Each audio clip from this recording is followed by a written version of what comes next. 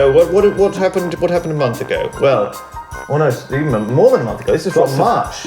These are lots of births, deaths, and marriages. March 12th. But the problem is, other cases. There's 10 papers, one for each case. You always use all of the papers from all the previous cases.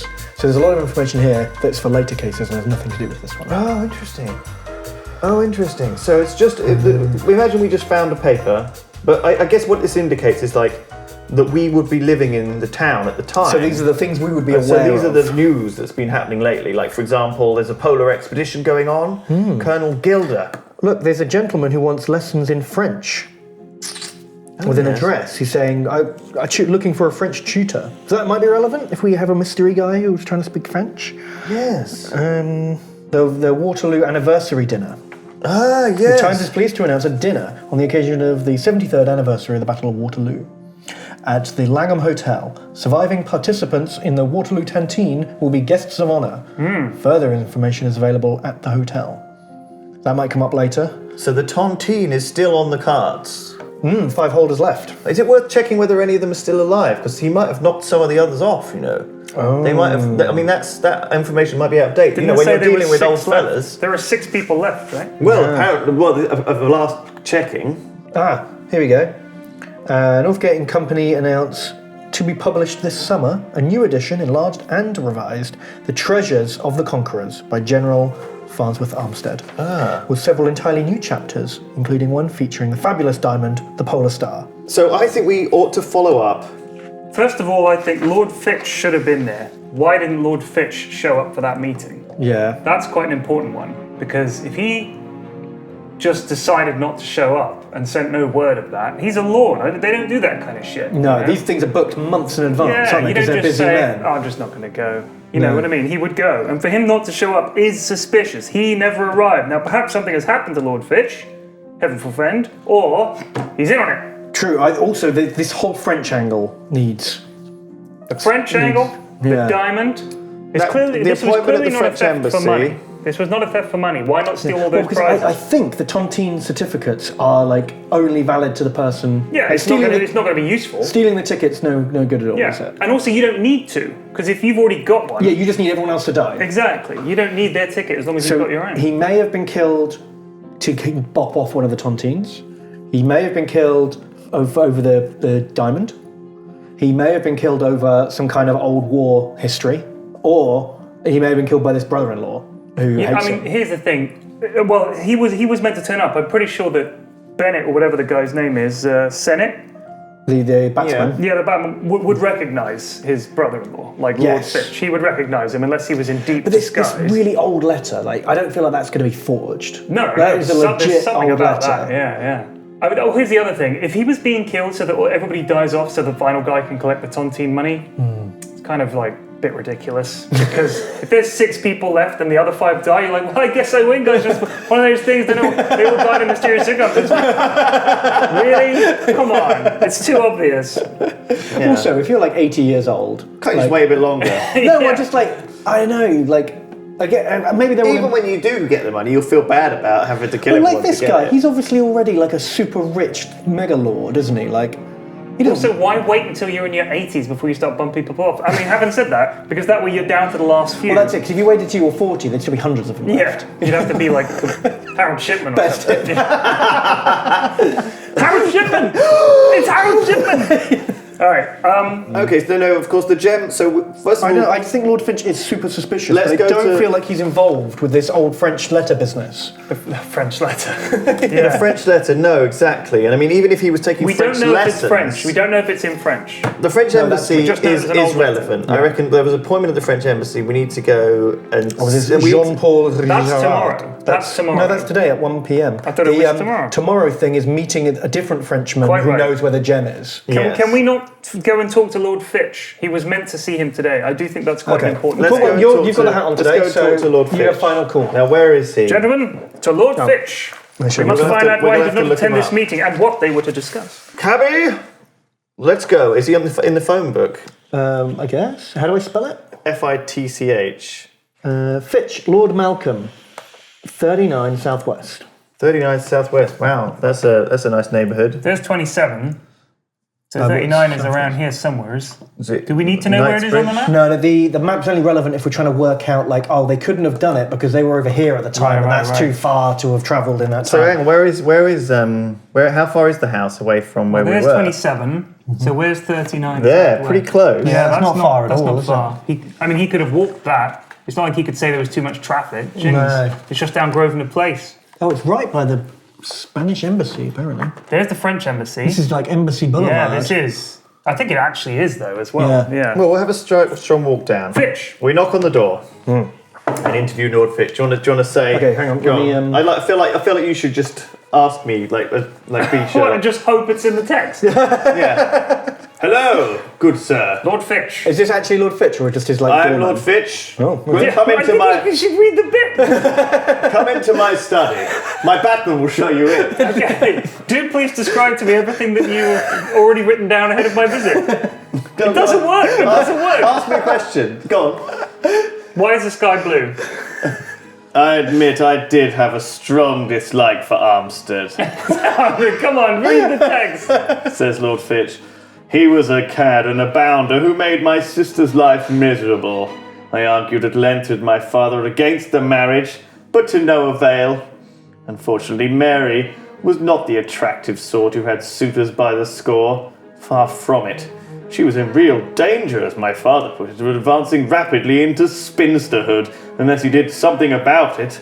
And so, their engagement was arranged just before Armstead was sent on a military mission to France.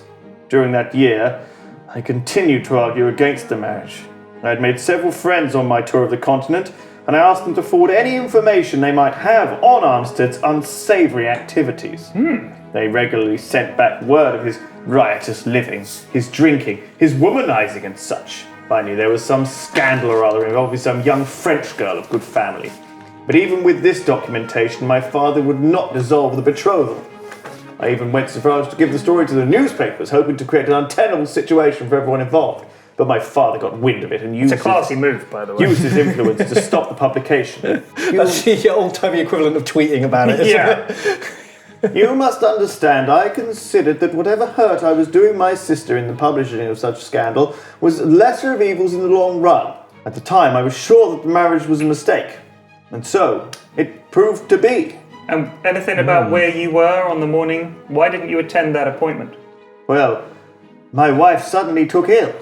I did summon Dr. Ainstree, and I waited until his appointment and his arrival at around 10 o'clock. Okay. But your meeting was at 10 o'clock, so could you not have headed off then? I was delayed. I had to summon Dr. Ainstree and wait until his arrival at around 10 o'clock. It's not far, dude. You could walk that in 5 minutes. Walk? I'm a lord! You could ride that in 2 minutes. Nothing? Nothing. So that's it. It's better to not turn up at all than to arrive late. His excuse is that his wife was ill. He summoned Dr. Ainstree I mean, and stayed there until he arrived at 10 o'clock. So this is his alibi. So he couldn't have been there at 10 o'clock because Dr. Ainstree is his alibi. That's what he And said. 10 o'clock Oh no, was when... well, the man was murdered at 10. The appointment, Exactly. we don't know exactly when the appointment was. Right, But, he was he's not a suspect. No, 'cause he's, he's alibying out as we could check the alibi. We could check Dr. Ainstree, and that Too would, easy to check, so why would he give that as an alibi? Yeah, he wouldn't give it. If it wasn't accurate, he wouldn't say it. Too easy to check, because the doctor would I say... still think we should just check Well, it. we don't want to waste, because every It's a waste of a move. every Holmes we wouldn't take, need to check. we lose points. Holmes wouldn't check. Yeah. Holmes would just trust. Okay, Yeah. he wouldn't Holmes check, would would he? logic it, and he'd be like, he wouldn't. Such no a reputable point. gentleman. Yeah, and also would just why give immediately- such a shitty alibi if you just go, I was here till 10 with the doctor. Like, you and wouldn't then chuck someone else in the... And then the doctor's just like, you what? What? No. Okay, so we've eliminated Lord Fitch, but what we've learned is that there were scandals, and Lord Fitch did have information. So Lord Fitch could still be involved in this. Some kind of blackmail-y situation. But He could have passed on that information. How about this? What if that letter was from this French honey that he'd had Yes. trouble with almost certainly. over back in France when he was on one of his missions to get drunk and bang as many French birds as he could, which to apparently... liberate the French ladies from their knickers. Conquest. Oh. That's pretty much what he was doing, right? So he gets an old letter Down with the oppression of brass. What if that letter was saying something like, I'm pregnant and you're the dad? And now this lad turning up with the letter was He might have been sending like secret payments for years. He might have been, or that guy might have turned up with a letter saying, I'm your son, by the way, the illegitimate son. Shit. And at that point, what if... Stabby. Yeah, Armistead gets, you blasted liar, gets his rapier. Yeah. And the guy's like, boink, stabs him. You left me, Daddy. Yeah. But then for him to then turn around the tiny statue of Wellington, smash his cabinet, and then fuck off out the window. While the guy was still alive. Yeah. Because the guy didn't die until his like butler turned up. That's right, yeah. So he was just like, watch this. Yeah, and she fucking Wellington went there and smashed his face. Maybe he turned around the statue of Wellington himself though, because he didn't want Wellington to Look away, see Duke. his like death or whatever. Like it was his last action. He like turned it around for some reason. He said as he was dying. Wait, or his last action was to send a clue, like in the episode of The Simpsons where Mr. Burns collapses onto But he's pointing W at and S, the letters. Smithers, but upside down. It looks Maggie like Lisa Simpson. Simpson, Maggie Simpson. So he's something like that. So facing Wellington the to the wall. wall, Wallington. We look for Mr. Wallington. Okay, well look, Okay. I'll see if he's in here. Mr. Wallington, 37. And we like just go to that bingo. page. He goes, "You got me." End again. You are You genius. just knock on the door and he says, "Oh, was the Wellington statue the wrong way round?" Something like that. No, that could be a clue. It could. I really think it is. He might have done that with his last breath. We haven't learned anything new here, other than the confirmation of the assumed French affair. I don't think this is a problem. I think that these investigations do not just do themselves instantly. We need to check out a lot of avenues. There's a lot of police, but there's a lot of plodding. There's a lot of flat-footery. Yeah, but you know, we you can't have to check flat-foot out too every much, or alley. we lose to Holmes.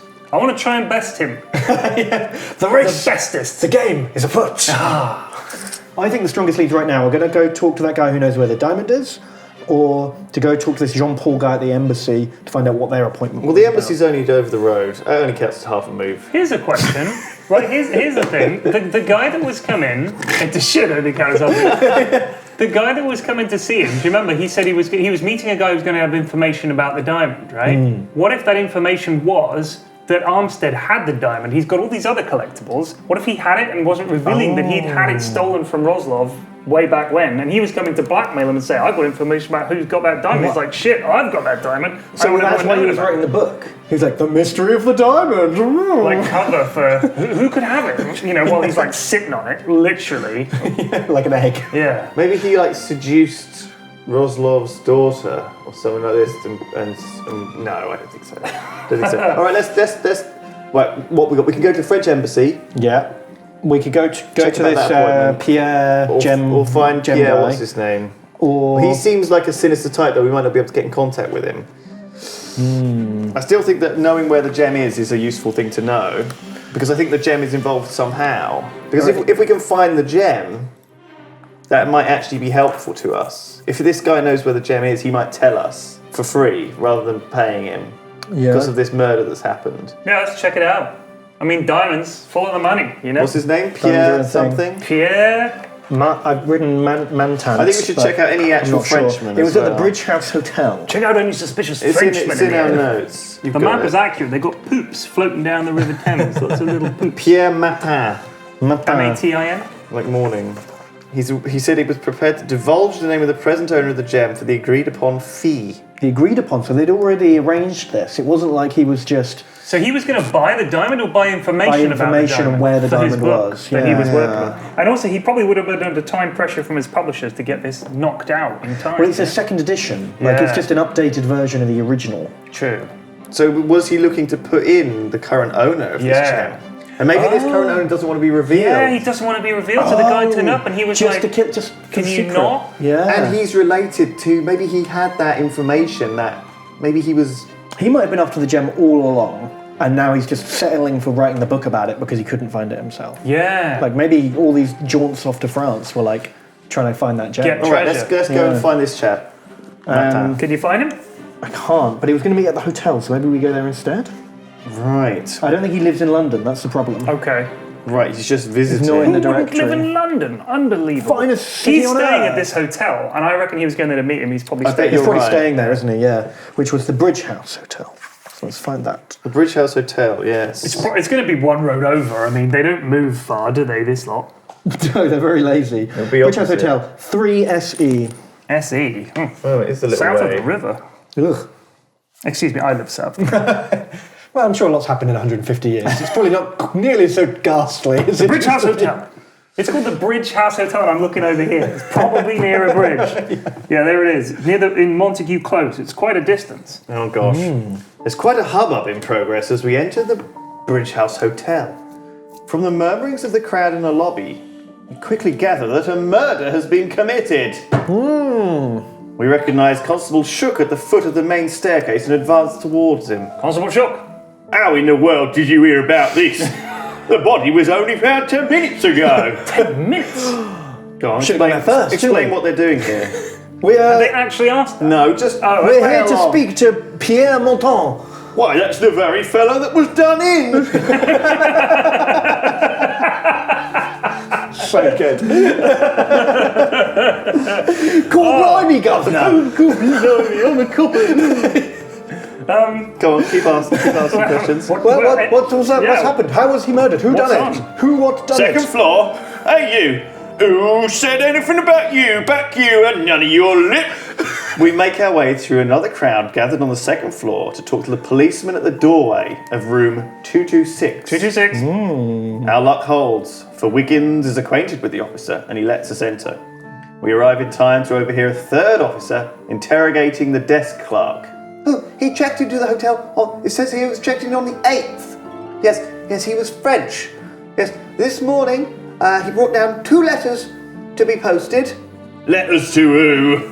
I don't know, but he pointed to them and asked where Brick Street and Pont Street were in relation to the hotel. Brick Street and Pont Street, write that down.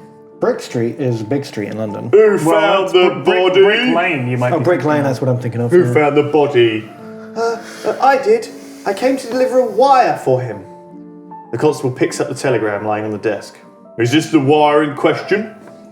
At the clerk's nod in the affirmative, the constable scowls at the message. Says here, information still valuable. See me, Clive Dorning, Norgate and Co. Publishers. What information would that be? I have no idea. They're probably his publishers, aren't they? Did you see anyone suspicious hanging about?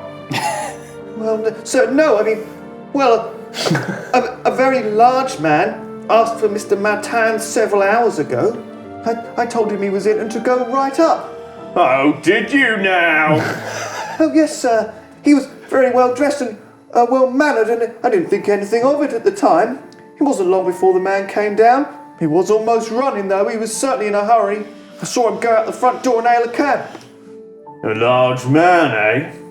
Well, from the looks like it. This one was strangled and with bare hands. The constable dismisses the clerk and takes a long look at the body of Pierre Martin. Too bad the murderer didn't get more of his foot in it, he says, pointing to the overturned inkwell on the floor. The culprit had evidently stepped in the ink, but with only one toe on the end of one foot. The tracks, such as they are, grow fainter as the murderer nears the door and disappear altogether at the threshold. Yeah. What's this? Says the constable, rummaging through the dead man's belongings. And the dead man's belongings is a passport under the name André Martin. a brother. Oh, that could be the other guy. The suspect in the cape. I thought the guy with the dead guy's called Martin. Yeah. So Pierre Martin and André Martin. So the Martin brothers are up to no good. Yeah, so one of them's dead, the other one might be our suspect. Might well be. Well, it might be his dad. Oh, yeah. Because he's quite a young man, this Pierre Martin, I think. Wait, there's not a Martin in the Tontine ticket holders collection. No. That's Jongleur, the sister. Yeah, there's no French-sounding names in there. Yeah. William Rowland and Peter Dudley. So what was the passport name? Sorry, André. André Martin. And what is it? He wanted to know something about where these roads were in relation to the hotel. Yeah, so Brick Street and Pont Street. Well, Why does he care about where the roads are? That must be. He must have wanted to hand deliver them, I guess. But he's addressed them and handed them to the desk clerk to be posted. Yeah, but he probably thought that like maybe he could have walked to deliver them on the way to where he was going. Where are they? Have you found I can't find Brick Street or Pont Street. There's a lot of streets, so it's tricky. This is interesting. Right, you keep looking for that. Any more information? So obviously we got a second murderer now. Yeah. So this is a much bigger man. A huge, well-dressed, Brick well-mannered Street, man. number 27, right near the that's our scene of chap's house. Armstead's murder. So that Brick Street is the one that he was living on. That's relevant to know because that's obviously he was sending a letter to. But these were freshly written letters, not old-timey ones, like the one... It might have been a letter of warning. Right, so Northgate is the name of Armstead's publisher. And Pont Street is just over here by the Russian embassy. Right. Number 53. We could cheat and just look it up. Well, it's a move, if we wanted to do it. Really? We could go and have a walk around Pont Street, but that is a move, yeah. If you think that's... Well, there might be another murder there. A letter sent to Brick Street, ends up in a death. Pont Street could be another murder. Could be. Hello. If you enjoyed our games on Games Night, you can actually pick them up on the Yogscast store. There's all the games we played, Camelot, Bang, a bunch of D&D stuff. So go ahead, take a look, maybe buy some Yogscast t-shirts while you're at it. Thanks for the support. Cheers, guys.